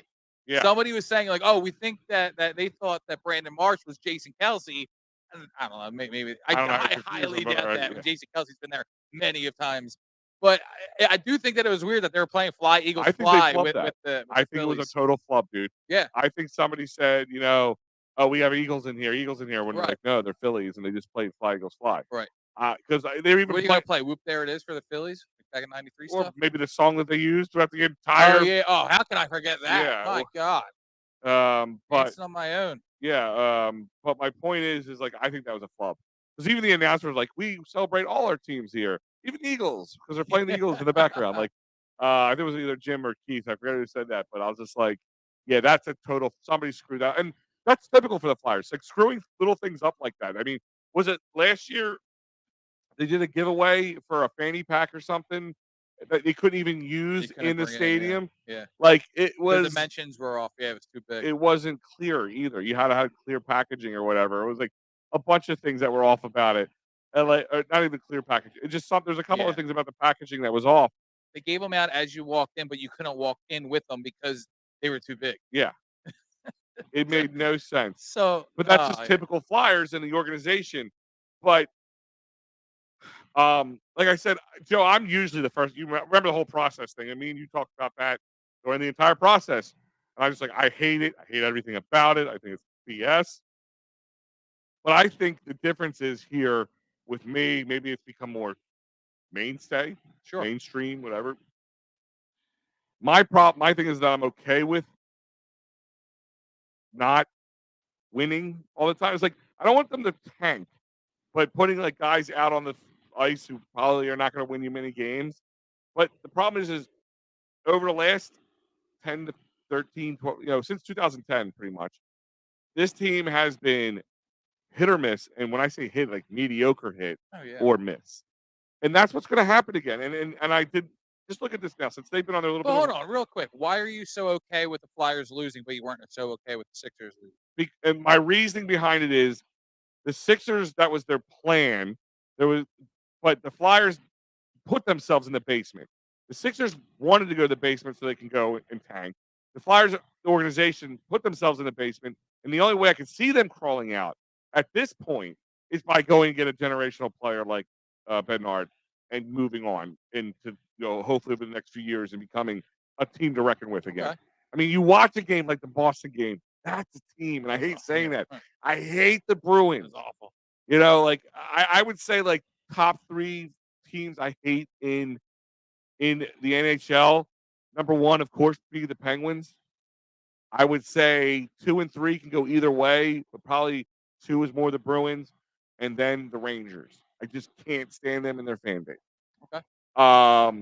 But look at this. Since they've been on this bit of a hot streak. I mean, new year, new Flyers, it looks like, right? Yeah. They beat the Sharks 4-2. They beat the Kings, who are a good team, 4-2. They beat the Ducks earlier in January at 4-1. The Coyotes 6-2. Then they got beaten by the Leafs 6-2. They beat the Sabres 4-0. Then they beat the Capitals up on a down point, and they took advantage of them on that and beat 2 games in a row. Won 5-3, won 3-1. That home and away mini series, whatever the hell you want to call it. Sure. Then they got completely walloped on Monday. I mean, Boston just was toying with them. I mean, listen, they don't play good in afternoon games anyway. So the fact that they were playing, Boston, I mean, you kind of saw that the routing was already in the works. So, and then of course last night, it was 5-2 victory over the Anaheim Ducks again. So, what that tells me here is they can beat mediocre or worse teams, Mhm. and that means if we make it to the playoffs somehow, we're gonna get probably bounced in the first round, maybe the second if they play up again or somebody plays down to them, but I doubt that much. But what does that get me, Joe? Another years Get you nothing. to come, not just next year, but years to come of mediocrity. I like the fact that they're winning because hopefully maybe they can start selling off some of these big contracts and get rid of them. Maybe JVR or somebody will take a flyer on him at the end of the day, need him. I doubt it. Yeah, Provy's been in a lot dude, of I conversations. wouldn't mind, and I know that they can't do this, but I wouldn't mind them trying to get out of that Couturier contract somehow. Signed him for 8 years. He hasn't been on the ice since he signed it. Ridiculous. Yeah. I mean, there's a What's lot the of things. point? We said Hazy is 30. I mean, I know in hockey you can go a little further into it Yeah. now, but still, I mean, it's just this isn't the team of the future. And outside of maybe Carter Hart and maybe Konechny, Connect me and Morgan Frost. yeah, I think those three are the but that's it. staple. That's it. Yeah. If you threw Connor Bednard in there and then started adding pieces around him, you could actually have a pretty decent team pretty quickly. But the problem is, and I think Steve's saying it. Don't get me wrong. I loathe Comcast. I loathe Fletch.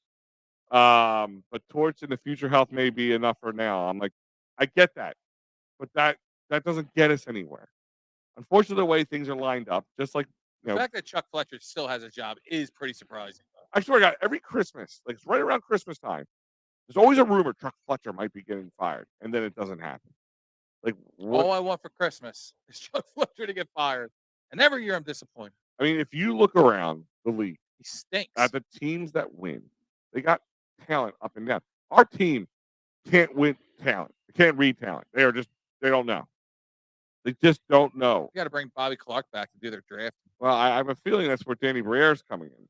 Yeah, I can see that. But is he going to take over for Fletch? Is he just going to be the guy that They're not handing him the keys. No way. I don't know, man. They've been moving him up But the they don't- ranks pretty quickly. Yeah, He was in the AHL, like not doing the GMing there I not think it's too a soon year for him. ago.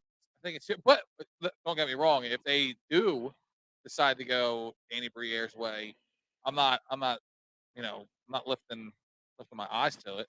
But I'm like you all right said, with the it. standings, they're still the second to last team in the Metropolitan Division. I mean, we beat Only 12 points out. It's only 6 games. but no, is it 12? Yeah. Yeah, it is 12. Okay. I don't know. It's like I want them to win. I would love to see playoff hockey again with the Flyers in it. You know how much I love that.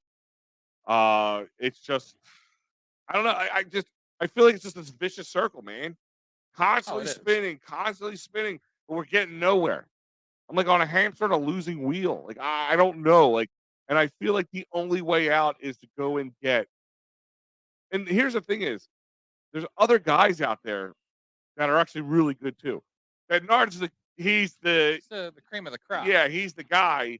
But from what I'm getting from NHL sources, that we follow on the podcast, the other stuff I listen to, people have the inside track of these young guys. There's some other guys, even if you don't get number one, you get number 2 or 3, that can make some big differences There are. on Yeah, team. absolutely. So Maybe that's what they're looking at. Maybe they're looking at the talent of the upcoming draft class, and they're thinking like, all right, as long as we can get a top 5 to 10, maybe the talent is good enough for a plug and play, get in here and really turn the franchise around. maybe, Ryan Ellis, yeah, Jesus. yeah, that's big old waste of time right there. Real quick, Joe, let's jump into Sixers talk. Yes, sir. They won good. again. They won again last night. The couple games before that, close games, all 1 point games. Last night, it looked like they were going to get away from them for a second in the late third, but Yeah, excited. but ultimately they won the game. They were, if you look at the stats, they were in control of the whole. They had the lead in pretty much the entire time. But how are you feeling about our current, like Philadelphia, like the way it's constructed? Like, and I'll give you my point in a second, but I like the new Harden, and I'll tell you why I call him Yeah. the new Harden. Yeah, I really like the way that this team is playing right now. Embiid is back to form. He's putting up, 35 to 40-point games on a nightly basis. PJ Tucker, I think he only had like 4 or 6 points, whatever, a handful of rebounds, but he played very good. He played aggressive. That's the type of player we want out of him. That's what you It's get. gonna That's come. Tucker, yeah. Yeah, it's what you're gonna need come I mean, he had playoff a time. massive whopping 6 points, and so did Harden Right, I know, right, and James Harden didn't do much last night either, and I in think that that realm. He had 9 assists. He was right, facilitating. but I think that speaks volumes too because you're playing a Clippers team. First off, you're in game number 3 of a West Coast trip, but you're playing a Clippers team that's finally healthy. They're finally getting their superstars back, and the Sixers went out there, and although at times it was close and it looked like the Clippers could start to pull away, the Sixers in the fourth really took the game by the cojones, and they ended up winning in a very satisfying fashion.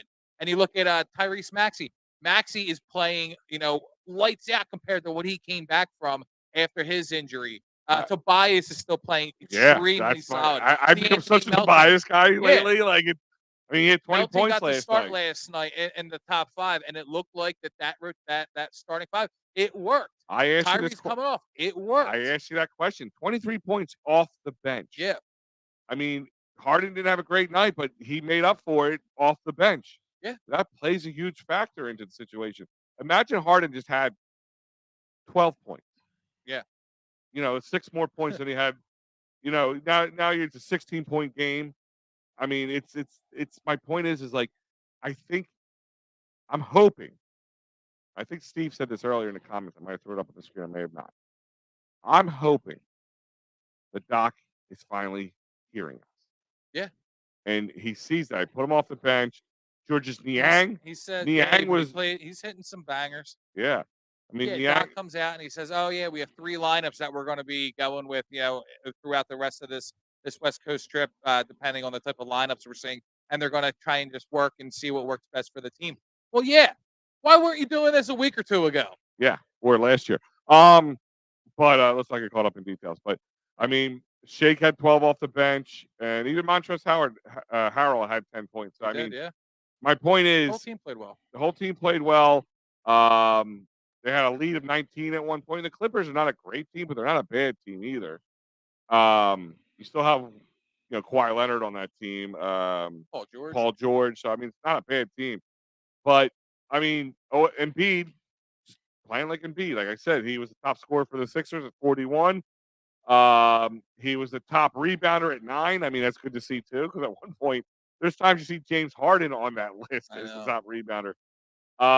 And he was the top blocker with 2. He had 2 blocks last night. Yeah. Um, I wonder if you're going to see Harden in the next game's lineup though, because there's some speculation that his heel might be bothering him, mhm, and that could be why he wasn't playing James Harden-esque last night. sure. So we could see him start to get some rest, Um, which I guess would put Maxey back in the starting 5. well, I mean, if he's not in there, that makes sense. I mean, if he's not in there, fine. Maxey is the Right. starter, but And I do want to give kudos to Tyrese Maxey because of his maturity Yeah. and him going to Doc and say, "Listen, if you need me to come off the bench, I'm totally good with it. I'm here for what's the best for the team." So, I mean, this kid being that young, knowing his role and what is, arguably him being like we saw the stats. I'm sure they see the stats. They saw once he came back, the defense kind of dipped a little bit. So I think he sees that and he says, "You know what? It's okay. You put me where you need me, and I'm good to go." And I think that's really great on his part. yeah, I mean, especially Steve says Glenn is evolving, so is Harris. Steve's on a roll tonight. Yeah, Steve already earned a comment of the comment of the night on 12 comments ago. Don't forget to subscribe. Yeah, I think he is Steve. I see Steve a lot in a lot of our post game stuff too. So is Harris. Harris has definitely become a catch and shoot kind of guy. And I'm loving every last Yeah. second of it. He's saying bang bang Niang can defend down low, uses plane vertically I do well. like him. Allah likes him. Yes, Allah loves him, and so And Kate Scott loves them okay, too. well, the bang bang the yang. Bang That is. bang the yang from the minivan. Have you? Has she grown on you yet, Joe? Uh, it I never. To be honest with you, I never really had a problem with her to begin with. Like it sounded off because we're so used to Oh yeah. Zoom off and his Absolutely. high energy. And I think that that is something that she tries to duplicate sometimes, and it doesn't come off like that. It's almost like, hey, read the room. Mhm. But like, it doesn't bother me. I don't pay that much attention to the commentators anyway. Sure. So I'm there. I'm I just mean, listen, watching we the watch game. how I many don't football care. games with such Yeah. Like if I great really cared commentators. that much, I would just go off and listen to McGinnis because he is as close to Mark Zumoff as we'll get. Yep. I mean, a couple stats I looked at from last night that stand out to me, and one big one is the fast break points. That's consistently getting huge. better on them. The paint's kind of even with them a lot, and I would hope that would be a little bit more lopsided to the Sixers. But that 23 to 14 fast break points, and there's your difference. I mean, that's almost a 10-point difference. And what do we win by? Yeah. Yeah. So, I mean that. That's also because they started taking the starters out. I think Embiid left with like 2:30 left in the game. And here's the I mean, other thing: that stuff happens. the coming off the bench thing. I know it's kind of like all right, well, I'm not a starter, I'm a bench player, but Tyrese had 27 minutes, and so did PJ Tucker. Right. I mean, Joel had 33, Tobias had 35, Anthony Melton had 20, and he was starting. Dude, I've seen games where I think it had to have been last year, but there were games where like Harden or somebody would start the game, and then literally with like only 2 minutes, 2.5 minutes, like time has played, and they're already subbing for the sixth guy. Like I don't think it really matters if you're the starter or the sixth guy or this guy. You look at players like Lou Williams, who has made a career of being the best six man in the league at the time of his highest play. So I think Kyrie Smack. Oh, we also talk about the Anthony Melton being the best six guy, 3 and D type of guy. Like I don't. I think it's a stigma out there that I don't think that really should be out there anymore. Like if you're the fifth or the sixth in the line, who cares? Like if you're there to contribute, you're getting your minutes, you're getting your time to play, and you're producing. Like who cares where you're playing in the lineup? I mean, like I said, my 22 points. He's the second highest scorer on the team. Who cares if you were the sixth guy on the bench? That's what I'm saying. Like, He who was cares? nailing shots last night. You win a championship, man. You win a championship. Who cares? Like, no, I just don't get that. I don't understand what's such a big deal. Maybe it's just like I am who I am. And, he doesn't seem like a guy who gets like that. But that's our Sixers talk for tonight. We're gonna move back to the Eagles because we want to talk also NFL. I want to talk quickly about the matchups, Joe, from last week. I do want to say one thing before we jump in the matchup. Sure. Jim Schwartz is back officially. He was hired as a defensive coach of the Browns. Mhm. He was there in some type of fashion, and as some type of senior assistant or Sure. whatever. But now he is officially in there as the defensive coordinator, and it actually plays in the favor of the Eagles because the Browns requested an interview with one of the Eagles staffers. I think it was I can't even remember. Like it was so down on the list of coaches that from the Eagles that I can't even remember his name, but ultimately Jim Schwartz is back in the NFL as a defensive coordinator. All right. Oh, I'm sorry. And Ray Didinger is officially back and basically unretired. Yeah, well, I mean, they announced the morning show when I was listening when it happened. WIP and he. It's funny how they announced him and he kind of like. He's like, I still want my time. Yeah, I still want to go on my cruise. Pretty much, he said, "I'll be around for the moments when you guys need me, but you'll still be on NBC when they need them." Yeah. So I like how they're assembling this list of morning show guys, like 30 dudes deep. I don't get it. Yeah, but whatever. I mean, I'll move on from that. But Angelo Stick's gotten old to me, so I'm okay with moving on to something new. He's only got a couple of weeks left. Hopefully a month. Well, yeah. Hopefully one more month. Hopefully it'd be a week after the day parade. After the parade. Oh, a week after. I think they said he would go like a week after. Okay. However this ends. But one more thing, and this is kind of a Sixers and Flyers. Like it all kind of wraps in. Josh Harris. Oh yes, the owner of the Sixers and the New Jersey Devils is on the top of the list to buy the Washington Commanders. How do we feel about this? Josh Harris, Philadelphia 76ers owner, is now going to own the rivaled New Jersey Devils and the rivaled Washington Commanders.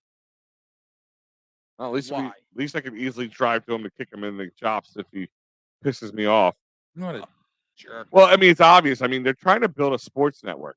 They've been trying to do that. What they were going to do a sports network that was going to cover Philly and New York. Well, think about it. It's in the same corridor. Now you got a team in Washington. He's just trying to strike. I guarantee you, anytime a team that comes in this area, this northeast area, he'll try to get his hands I on it. hope he loses his location for the new stadium. If he purchases the Commanders, we don't want a stadium down in Chinatown anyway. Get out of here. Yeah, they tried that with the Phillies. That's how that worked out. Stupid.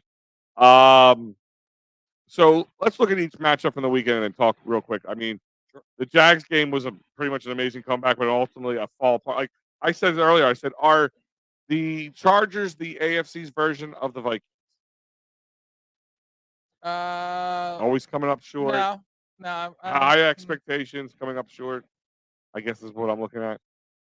No, I think the Vikings had a much better season than the Chargers did. I think the expectations of the Vikings were much higher. Yeah.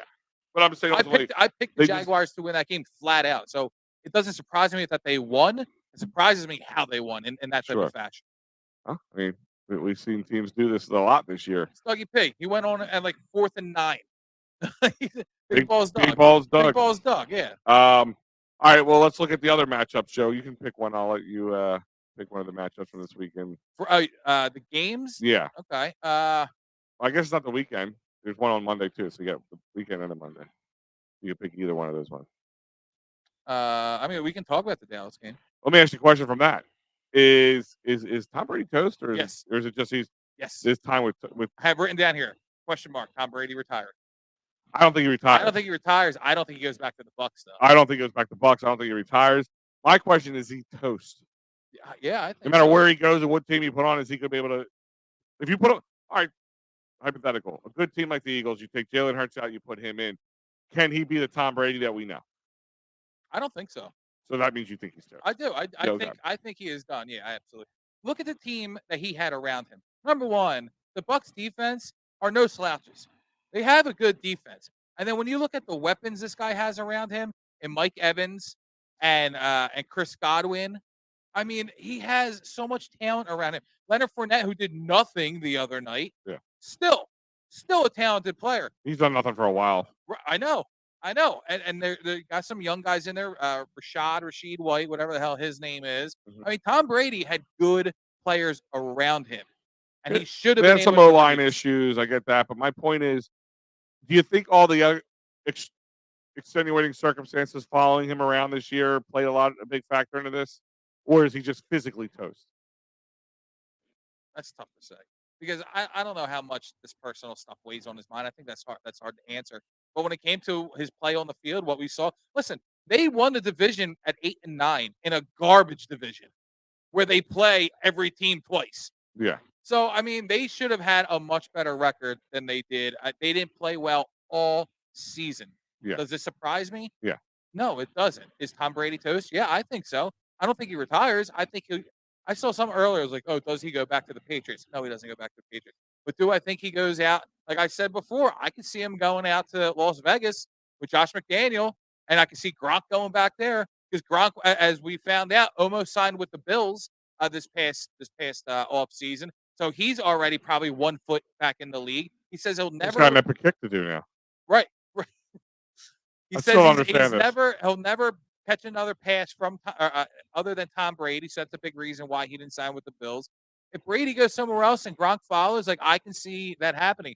As a Buck, though, absolutely not. And yes, he is toast. I don't know if I can say he's toast, but I don't. I think he's gonna have a real look in the mirror this off season. I saw a stat where it was like every I other. mean, the guy's Super got Bowl $1 he was billion in, he won. waiting for him. Oh my god, yeah, I think it's gonna be terrible. By the way, absolutely. I mean, I think he might know things. He might be able to. I just don't know if he'll be able to portray it. Enunciate. Not even enunciate, just portray in an amusing, entertaining way that I want to hear it. There's a lot of lackluster guys out there like that, analysts. Yeah. We already talked about the Giants. Chris Sims is still something. People still care what he says. Yeah. I mean, what? Huh? Yeah, but I just don't see Brady being a hot taker. You know what I mean? don't think so. They probably want him to step in and be a Tony Romo type of guy. Everybody loves Tony Romo for whatever reason, and Tom Brady's not going to be that. What about the Bills and Dolphins game? Like the fact that game was even close. That tell you anything? I found myself rooting and pulling for the Dolphins Why because wouldn't you? exactly Skylar Thompson. Who is this guy? He's coming out there. He's playing the big bad Buffalo Bills. Like, yeah, let's go Miami. I mean, that would be great for us. The more you subtract those guys from the running, it helps us Of out. course. I mean, obviously we're only see one of them, but like the guy I think Steve asked earlier, or somebody like, what about an Eagles Jacksonville Super Yeah. Bowl? Please, Done. please. Sign me up yesterday. Are the Cowboys, to kind of jump back from that, are they a better team, more organized team, or is just Tampa Bay that bad? I think it's the latter of both. I do think Dallas is good. Okay. Pains me to say it. It does. I do think Dak Prescott is a pretty good quarterback. And I don't think I've ever thought Dak Prescott wasn't a good quarterback. I just don't put him in this top 5 category like a lot of people do. Not. I mean, he's tied or now leads the league in interceptions with missing 5 games. So you can't sit here and say he's, on a pedigree of Josh Allen, Pat Mahomes, or even Jalen Hurts. But he's not a bad guy. He's not a bad quarterback. And listen, they got good players on the team. I mean, I S on Micah Parsons a lot because screw him. He's a Cowboy. But because he's a Cowboy, and I think he quit on his team at Penn State. But he's a good player. Would I rather have, Devontae Smith over Micah Parsons? Absolutely. But I hate Dallas. I will go to my grave talking S on Dallas. But do I think that they're a good team? Unfortunately, I do. So a part of me thought whether Brady was going in there and slinging for 4 touchdowns or not, I still think Dallas was coming out with that victory. Listen, I picked them. I just thought maybe they would flub, and then Tom Brady would step his game up because it's just Tom Brady in the playoffs. Sure. And that's what makes me feel like he'd be leaning towards more toast than if he played a little better. I would have thought maybe just. There was some stat. Don't quote me on it, but there was a stat that came up, and it was like Tom Brady's never thrown an interception in the playoffs. They said that. Very next play, he throws an interception. And it was Joe Buck or something who said it. Was one of them. Yeah, one of them. They said that. The very next play, he throws an interception. He gave himself a concussion. Social media went nuts. Like, stop throwing stats up there. It just jinxes them. And I mean, it looked true. Finally threw one. They also said during one of the kicks that Mayer missed 4 of them. Yeah. Oh my God, I forgot about that. He's like, you can't miss another one. As he's saying it, like it just changed. Never, ever seen anything like that. And they said they're sticking with him. Well, what was weird is Dallas was up considerably in the last part of the. I mean, they only got 14 points in garbage time. Yeah. But Merrick came out for a field goal, and McCarthy was like, "Nah," and he pulled him back. And then you saw his reaction as he was walking back to the field. As oh wow, this guy is going to be cut before they even leave the field. Yeah. I mean, part of me feels like they're sticking with him, and it's probably not this because it's very silly. But a part of me feels like they're sticking with him because of the embarrassment that he went through this past week. I think the fact that they won and they won handily, so 4 points, true, didn't make or break that game in any which way. Saved his bacon. I think that's what it was ultimately. Like we also that fourth down play when Mayer came off when they said no was that rushing was that rush touchdown. Oh no, I'm sorry, it was the wide open throw from Dak for the touchdown. That defense just fell apart. Yeah. So let's look forward then. Let's talk about Niners versus Cowboys in San Fran. Yeah. Does Mr. Irrelevant continue his run for the Niners? I mean, both teams haven't seen, outside the Eagles and the Cowboys playing each other, haven't seen a really great team in a long time. And the Eagles weren't even playing with Jalen Hurts. So, I mean, and that's the other thing is if you look at Brock Purdy's stats, I had him up earlier, not his stats, but look at the teams they played. He played against the Saints. They played against Tampa. They played against teams that weren't good. Mm-hmm. They've been playing, they're playing at home. That's a plus for them. How do you feel about this game, Joe? I think this is going to be this is now. Oh, really? I'm taking out later on this one. I think that defense is so stout, and he has good weapons too. But Dallas's defense does step up in need, and And I think I talked about this a little bit last week when it was like, all right, if just so happens it's Eagles Niners and NFC Championship, I look at just everything. But when it came down to it, is Jalen Hurts better than Brock Purdy? And yes, absolutely. That was my deciding factor for that. But when I'm looking at this, I look at their defense. Niners have a better defense, no doubt about it. And then I look at I'll say the quarterback for last. I look at the weapons around each team. Is Zeke and Pollard equal, less, or better than Elijah Mitchell and Christian McCaffrey? Mhm. And I'd say it's pretty even. But then I also look at the weapons: Deebo Samuel, Ayuk versus CD Lamb. CeeDee Lamb and Michael Gallup. Yeah, And I'm leaning towards the Niners. However, Dak Prescott is better than Brock Purdy. absolutely. So that's the deciding factor. I think they're very evenly matched. Are you just also waiting for that shoe to finally drop? Yeah, kind of. Like I think Dallas wins this game handily. Unfortunately, I mean, scares the hell out of me for the next week. here's the thing: is like, and we'll talk about that in a second. I don't want to jump the gun, but I honestly, I picked Cowboys to win this one too. But I much closer game than what you had. Okay. To be honest, I picked Dallas though. Bengals versus Bills, the game that never happened that'll finally happen. It's in Buffalo. What are your feelings on this game? I'm taking Bengals in this one. The only reason I'm leaning towards the Bills is because the Bengals' offensive line woes right now that they're dealing with. That's fair. That's the only reason. Like my needle's like here in the middle, just leaning a little bit That's towards fair. the Bills. But you also asked me about Miami and the Bills, and at that point, I was rooting for Miami because the Bills did not look like they were. You think they just played down to it? It's very possible, and that's how I look at it. This team plays each other well. They have a history. They're almost becoming like a history now, especially with what happened with the DeMar Hamlin situation.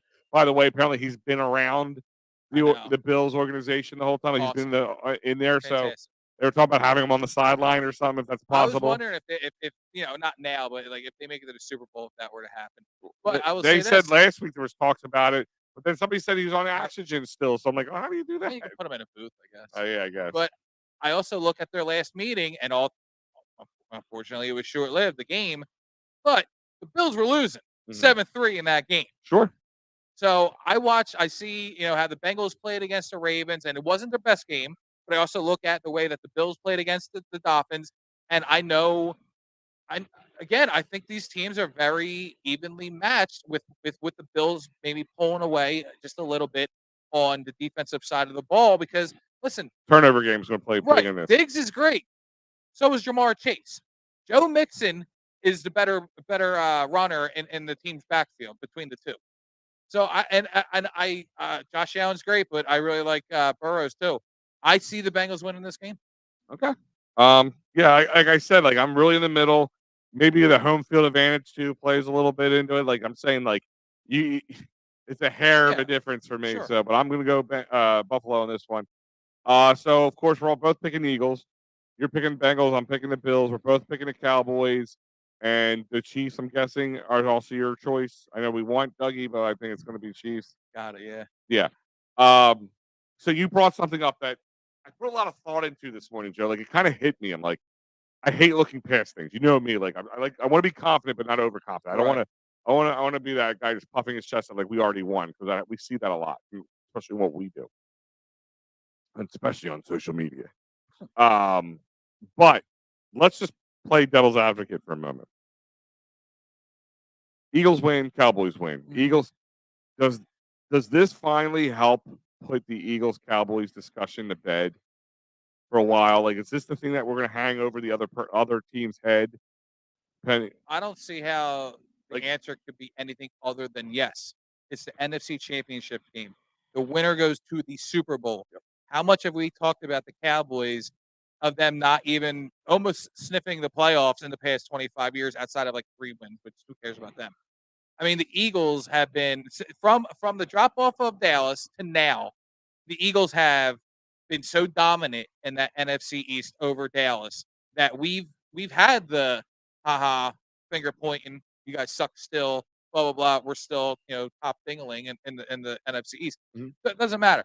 But this is on a whole new level, because as much as I would love Eagles Dallas at home, Dallas has to come here. As much as I would love that, it also scares the crap out of me because there's a chance you can lose. because the chance that we can lose, and then there's the never ever ending hearing of these cockroach Cowboys fans for the next forever in our lives saying, "Hey, remember that time?" And who knows if this is going to come again. We will Yeah, not. the odds. This is the odds of us this seeing them. happening Yeah. again are slim. I mean, I would imagine the NFL would want this for just two big markets, two big rivals. They're salivating at Oh it. yeah, they would be. Salivating. Yeah, this would just make them. The Niners are a great story, but Brock Purdy don't move the needle for them. I would be very And the confident Giants? Eagles over Could you Niners. imagine if we both lost the Giants Niners Ugh, NFC Championship game? that would be awful. I mean, get a pillow ready for it. It's a But- sore fest. I'm telling you, if it's Eagles Niners, I am confident, very confident in the Eagles. I'm very scared to play Dallas, and I'm just being honest. I'm very scared to play Dallas in the NFC Championship, not only because of the on the field play of the two teams, but it's because of the outside elements as well. Yeah, no, there's a lot at stake. There's a lot at A stake. lot at stake here. But at the same time, it's really fun to think about. It is fun, but then there's also where's the nearest bridge? Like, it's like, but if they win, it's Oh, almost like if they win and win the Super Bowl, which one was more? I was just going to ask more that. like Which more one? exciting for you at that point. Which one? I mean, of takes course, the the cake? Super Bowl. The Super Bowl is because here's the thing: is like, say it does happen and they beat us, and Right. we have to live with that for a couple of weeks. But they go in the Super Bowl and say, Bills, Bengals, whoever, Chiefs. If you beat Dallas and Andy, and ultimately it's probably the best season overall in franchise history. Yeah. They could just stop playing football now because I'm satisfied. You're satisfied? Yeah. Just gonna light a cigarette. Wrap it up. Wrap it up. No more link. No nothing. Was it good for you? But it's like, well, I mean, yeah, I Best agree ever. with you, Joe. I agree. Like, there's a lot at stake here because, anytime you fight with a Cowboys fan, dude, you can't. When was the last time you won anything? Right? Yeah. Yeah. Oh, you mean last week when we beat in the NFC? And then that's where I look for the nearest bridge. That's all Yeah. I'm saying. Like we're gonna hear this forever. Yeah. Not forever, at least for the next 10 years. It's gonna be there, Ever. or until we go and win a Super Bowl. Ever. Like we would. It's kind of like the Carson Wentz factor. Now, these fans are still talking about 1995. And you think that this is going to last 10 years? Well, but I'd say No. we would have to go win another Super Bowl and erase the deficit. I don't know what I would do. I'm scared. And what's even scarier though is if they did win, and you got to deal with that. If they win the Super Bowl. That's two things we have hanging over their head for the longest time. Very true. Is wiped off the board. Yeah. Yeah. I can't have them as a Super Bowl chance. Oh man, Joe, you just pointed that out. Like, think about we're doing it. I can see it now, Joe. It's June, July, right? We're doing a Phillies show broadcast. Maybe we're doing a Fightins final. Say me and you sitting there doing a Fightins final, conversing about the Phillies. You get 97 comments. How about them boys? We them boys. I think I don't think I can live with that. I'm not know gonna live if with that. there's three I think I'll shut, words. dude. I think I'll retire. I think I'm retiring. There's no. If they no win the three Super words Bowl, put I together that retire. I hate more than we them boys. Yeah, What does it even mean? I don't know. What does it mean? We them men. We we them birds. Yeah, What is them? What is DEM? I don't know. Slang, Stop it. slang. I don't know. But But have Joe, more respect if you say we the boys. Joe, if they beat us and then win the Super Bowl, I may retire. Dude, I'm just pointing that out there. I may retire. 'Cause I don't think I could deal with this. I don't think I could deal with it. Like it'd be like imagine like you're just in the middle of your job, like your daytime job, and like somebody comes and goes, "How about that Cowboys?" You know what I would do? I'd be like, oh, let's check the tape. Remember that time I said Dallas wasn't really that bad? Dak Prescott really wasn't. That's really how I feel about him. by the Yeah. way. I want to. No. Still hate their faces. Ah, Jesus. They could be the best team in the league by far. I'll still hate your face. Like, you know what I mean? Like it's that has nothing to do with anything. This is so stupid. But it is just something that it will probably keep me up at night. Now, let me ask you a question. Would it be, I know of course it would be, but would it be easier just if they lost this week? And No, just because your point of it being fun Yeah. is what makes it worth it. yeah. And no, I don't want to see the Eagles lose. No. I don't want to see the Eagles No, lose just for the chance of maybe I'm losing talking about to the the Cowboys. I'm saying if the Cowboys Oh, I got you. Oh, yeah. Yeah, well, that's- Oh, I thought you meant the Eagles. Yeah. No. Oh, yeah, absolutely. Let's go Niners. I don't. No, I do not want to see. That's what I'm saying. I don't want to see the Cowboys in the NFC Championship. I don't. Okay. Who do we match up better against, Joe, in your eyes, on paper? I think Niners. Okay. I do. We'll find out. Guys, remember the show. Hold on. Real quick. Can you imagine this? If there was a situation where we're playing the Giants for the third time in the season, And the Cowboys. and we're playing the Cowboys for the third time in the season, And and we what if beat both. and what if the Eagles won on Christmas Eve, and they were playing both teams back to back, having beat them twice in the regular season? That would be nuts. That would be nuts. That would be nuts. You know what's also nuts? A possible chance to the Super Bowl. Put a deposit down, and if they don't go, 100% fully refunded with PhillySportsTrips.com. Check them out. Go to PhillySportsTrips.com. But there is so many other trips out there. Like, dude, I can't afford to go to the Super Bowl. Okay. They got great bus trips to go to the Sixers game up in New York. I mean, you can go do something like that. Go to Phillies game in Yankee Stadium. They have it. They actually, I haven't put anything out for it yet, but they announced it. They're actually importing Eagles fans. Yeah, I saw that. They're working with Irish and English Eagles fans, and they're going to be bringing them to the link. I think in October or November next year. I'm going to have more information on that. So, like, what's nice about what we do, if you're listening from abroad or from abroad, and you want to come over and you want to join us and hang out, and like, I'm an Eagles fan, but I'm never going to get a chance to get there. Philly Sports Trips might have that opportunity for you. So check it out. But this weekend it's at home, so there's no trip need to be made except to your computer or your smartphone and go to sherrystickets.com. Find the tickets you want. The price on the screen is the price you're going to pay. There is no hidden fees. I'm saying it again, no hidden fees. Like the other guys, you'll get hidden fee and big ones, not just little ticky-tack $25, $40 ones. Talking hundreds. Especially this week. Yeah.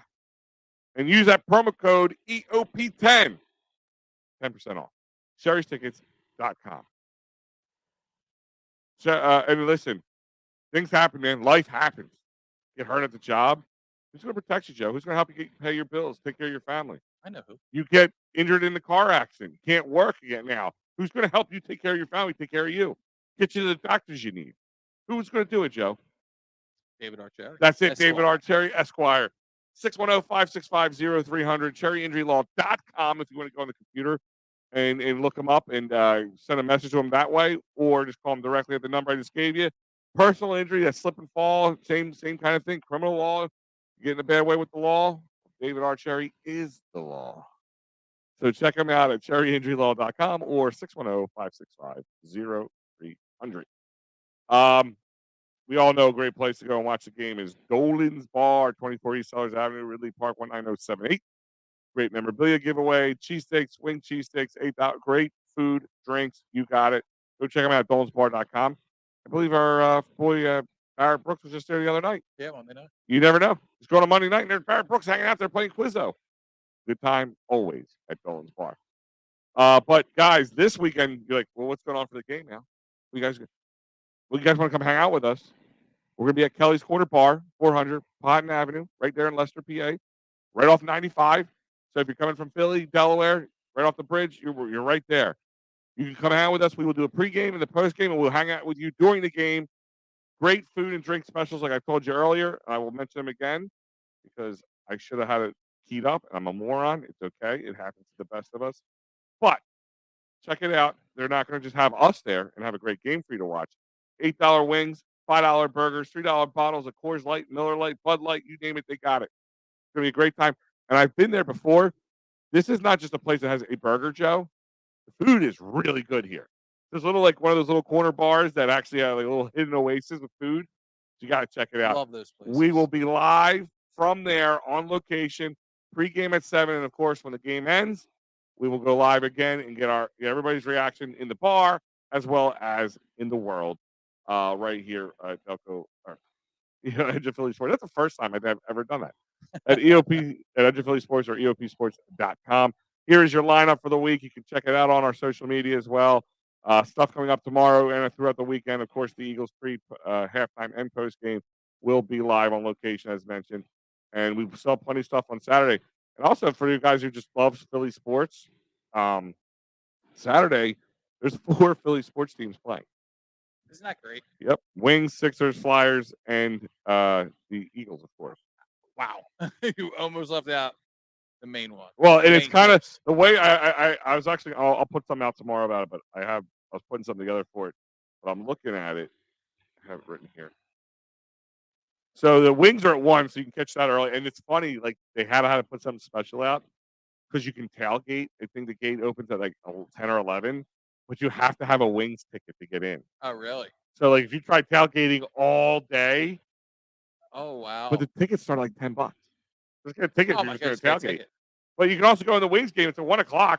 You can come out, drink, have fun in there. Wow. Come out like 3:30, watch a Philly Wings game, and still come out. So That's what I would do. about almost 5 hours of tailgating left. That's exactly what I would do. The In Flyers, fact, I might do that. the Flyers start at 7, so they're going to bleed into the so you can keep one eye up on the Eagle. You can keep one eye, maybe one TV you have up there with the Flyers going, or have your smart device on it, but you can watch the How Eagles. the hell do they work that parking?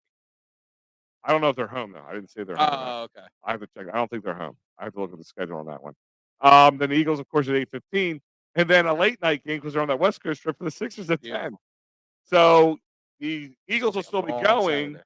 So you'll be able to hang out and watch that game, the last half of the Sixers game as well. So a lot of stuff going on. Other than that, I'm Big Al. And I'm Joe Shear. We out. There's one thing I want you to do for me. What? Come here.